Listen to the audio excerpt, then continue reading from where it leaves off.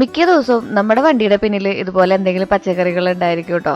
ഇന്ന് കിട്ടിയത് കടച്ചക്കയാണ്. കടച്ചക്കയും മുട്ടയും അതുപോലെ തന്നെ മീൻ വറുത്തതാണ് നമ്മുടെ ഇന്നത്തെ സ്പെഷ്യൽ.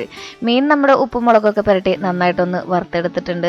അതുപോലെ തന്നെ കടച്ചക്ക നമുക്ക് നന്നായിട്ട് അരിഞ്ഞെടുക്കാം കേട്ടോ. ഈ കടച്ചക്ക കൊള്ളിയൊക്കെ നമ്മുടെ നാട്ടിൽ കുളി എന്ന് പറയുന്നത് കപ്പയാണ് കേട്ടോ. അതൊക്കെ ഇങ്ങനെ കൂട്ടാൻ വെച്ച പോലെയാണ് ഇരുന്നിട്ടുണ്ടായിരുന്നത്.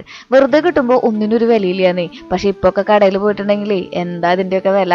അങ്ങനെ നമ്മൾ മീൻ കൂട്ടാൻ വെക്കുന്ന പോലെയാണ് മുട്ട കൂട്ടാൻ വെക്കുന്നത്. ഇത് ഫുൾ വ്ലോഗ് നമ്മുടെ ചാനലിലുണ്ട്. അച്ഛനും മോടിയും കൂടി നാളികേരമൊക്കെ ചിരകി തന്നു. ഒന്നാം പാൽ ഒഴിച്ച് മുട്ട നന്നായിട്ട് അരിഞ്ഞതിലിട്ടിട്ടുണ്ടെങ്കിൽ അടിപൊളി മുട്ടക്കറി റെഡി ആയിട്ടുണ്ട്. ഇങ്ങനെ മുട്ടക്കറി വെക്കാത്തവരുണ്ടെങ്കിൽ ജസ്റ്റ് ഒന്ന് ട്രൈ ചെയ്ത് നോക്കി നോക്കൂ കേട്ടോ. ഇനി നമുക്ക് ഉള്ളിയും അതുപോലെ തന്നെ വെളുത്തുള്ളിയും പിന്നെ ഇടിച്ച മുളകൊക്കെ ഇട്ടിട്ടുള്ള അടിപൊളി കടച്ചക്ക ഉപ്പേരി തയ്യാറാക്കി എടുക്കാം.